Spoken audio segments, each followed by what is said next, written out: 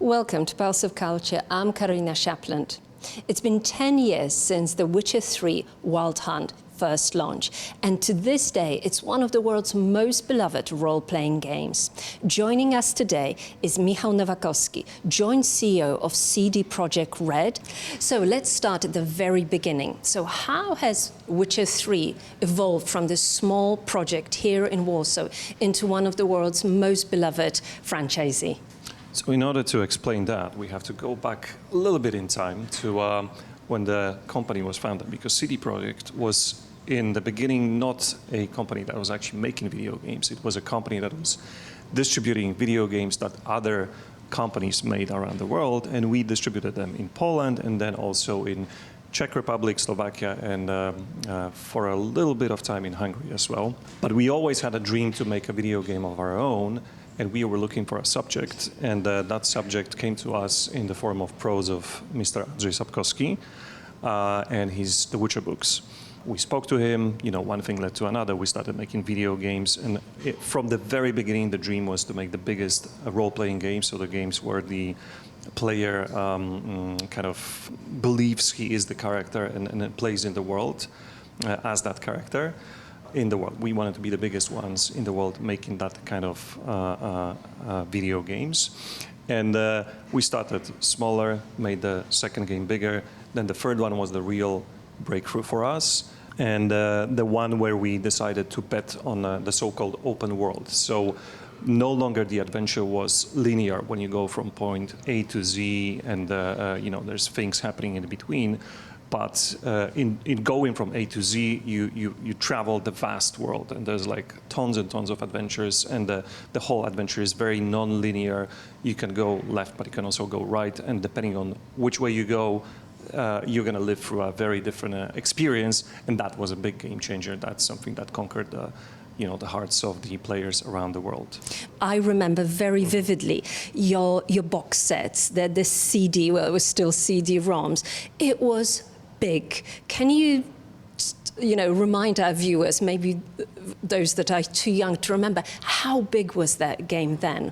So the game was huge. There were big games before, of course, don't get me wrong, but I think the main difference was that we managed to marry together, a sprawling storyline together with the open world experience, which I described, a moment ago, because usually it was one or the other. And I think we were one of the first games where the two were really sticking together and were working together, because that's very important. And what you mentioned, about the box sets and so on, we bet very hard on satisfying the fan base that wanted the extra items, that wanted to have something special on the shelf, to interact with what they loved in a physical format as well, outside of the screens of the monitors or TVs and so on. So that was a big thing for sure. And another big thing, which I remember for me as a player, and it wasn't just the tactile feel of the box and how beautifully it was edited, but also how careful was the localization. Localization was a big thing, because while the whole storyline of Sapkowski was, of course, written in Polish and then was translated into various languages, in the beginning mostly in the Slavic area, so Czech, Russian, and so on, but going more west, other languages were added. We were not really adapting his prose, because we were continuing what happened after the books. When it comes to the Witcher storyline, we imitated in a way his language, his way of writing characters and the way they spoke and so on, and that was very deeply rooted in the, I'd say, Slavic mythology, medieval-like language, but also with some more modern references and so on. And in order to achieve that, a lot of attention was spent on the localization into English and other Western languages to make sure that those references that were sometimes very local could be understood by the players abroad. And I think we managed to be successful in that area. And that was one of the reasons why The Witcher was also so popular, because it was just something very, very different to what the players normally could experience with the traditional fantasy genre. Yeah, it felt very organic. It felt very real. That's probably the, for an RPG game, that's the highest accolade. Do you think that the fan base, that the game's fan base, do they realize how deeply Polish the game is, or do they feel it's something more universal? I I'm not sure. I think they do understand because it's something different than what they were interacting with before. And I think in that way, it touched players in a different way than, let's say, Dungeons and Dragons, which is the most traditional fantasy possible, I would say, in the Western world. But because of how the game, the setting was different to everything else they experienced so far, we managed to be successful in lots of cultural circles. I mean, for Japanese, it was the epitome of the legend of Ronin, so the samurai without master going through the setting and doing things there. For the Western players, there was because it was already in the Andrzej Sapkowski's prose, there was a lot of reference to Germanic mythology, but mixed very strongly with some of the Slavic ones, like, I don't know, the Baba Jaga is something that is traditionally coming from the Russian, Ukrainian sort of lore, but was present in our setting, and lots of similar creatures that they just never encountered anywhere before, and that was different. That was something that made us stand out from the crowd and made us very unique. And for you, as hopefully a fellow nerd, what is the most Polish of the game's element? Is it the any the sense of humor, or the characters, or is it any sort of a localization, like the famous, the tree of... the hangman tree. The hangman tree. So that's a very good question. I mean, I think the sense of humor for sure. I mean, but I'm just not sure how much of it is Slavic, how much of it is coming from our imitation of the language that Andrzej Sapkowski was using in the books. I think the reenactment of Dziady, which is really hard to translate direct to English, but basically the summoning of the ghost, which is very traditional from... a sort of a Slavic Halloween ceremony. Yeah, sort of like a Slavic Halloween ceremony that actually happens to be also a very famous, book poem written by Adam Mickiewicz. Yes. Which our viewer may not realize, but all students hundreds of years absolutely ago, have to study. I'd actually reply in a very weird way, maybe, but I think a bit of a pessimism, which is in the game, the gloomy, dark mood of it is very Polish, because it's very famous, when there's this saying, when Poles smile in Polish, we have the straight face, and that's the Polish smile, and so on. I'm not saying the game is like that, because there's a lot of irony and humor, but there's just this gloominess, this very specific, I'd say, Slavic sadness, which is really present in the area. I mean, if you look at us from the outside, we are a bit like that. I mean, it's not like we cannot have joy and happiness and so on, but there's a lot of, there's a sort of a shades Slavic, of gray Slavic cynicism, sort of laughter through tears. So, and that's present all over the game, I would say, in a lot of ways. And I think players feel that. I mean, whether this is very conscious or a little bit subconscious, that's a different thing, but it's there. And already the same themes are really present in the Witcher 4 trailer. Almost this, everything that you've mentioned, we have the Slavic folklore, and we have the ending.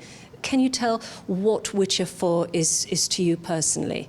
Witcher 4 is to me personally a continuation of the previous trilogy. That I've just been waiting for a very, very long time, and I hope this is true for a lot of fans out there as well. The Slavic feel is there too. I mean, we start with, a very Slavic village. There is some ritual going on. There is a bit of this grittiness, this sadness, omnipresent in the whole scene, and it ends with, I don't want to spoil it. I don't think really everybody saw it, so I'll leave it to those who hadn't. If not, go and check it out on YouTube.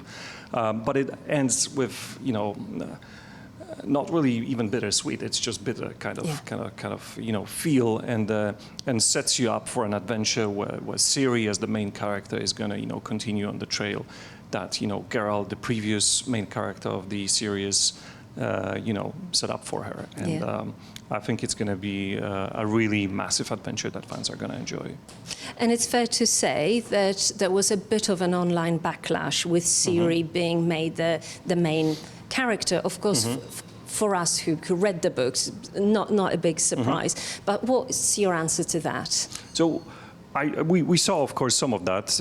It was not really as massive as may have seemed, but we did see, of course, the voices. And I think what we said online, it may have been actually Sebastian Kalemba, so the game director of the game. He mentioned, like, wait for the game, take a deep breath and see how we're gonna, land on it. And I think that's going to be a big explanation. But what you mentioned is true indeed. I mean, Ciri was actually prepped to be a main focal character of what's going to happen later on, already in the books and in the games that followed. We continued that. So for us, it was a natural continuation of things as we left it in The Witcher 3.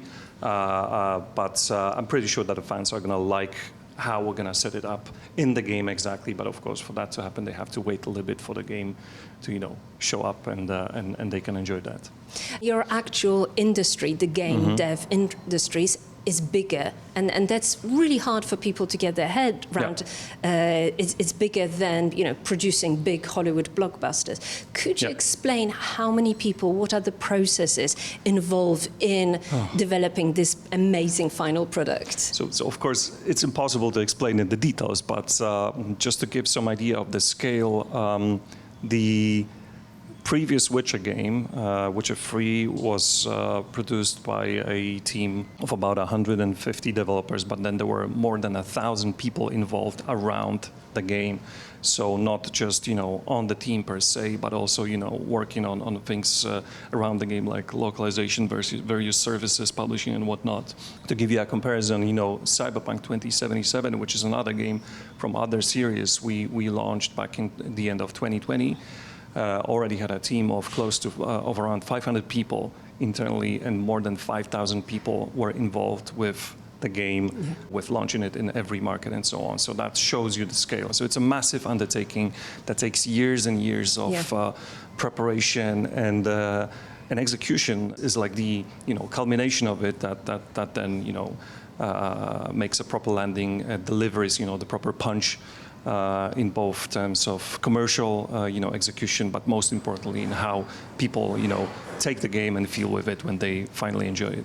So once the game is launched on us players, can you recommend? Do you have your own area of the game, the area of the map that you will that's the place you want to go? In The Witcher 4? Yeah, in Witcher 4, get your horse and go there. I mean, I've seen most of Kovir, which is very actually Slavic region. It's got both, the forest, it's got mountains, it's got lots of beautiful lakes and so on. And I mean, if you're familiar with how the Slavic landscapes look like, you're gonna enjoy yourself a lot. The only thing that will be different from the real Slavic landscapes is you're also gonna see a lot of monsters. And what's your favorite monsters?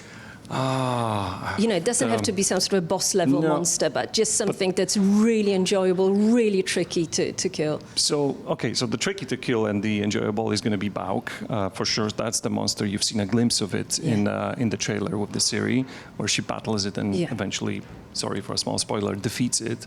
But there's tons and tons of really smaller, and medium-sized monsters that are also very tricky and take different tactics and so on. So I think everybody will find something for themselves.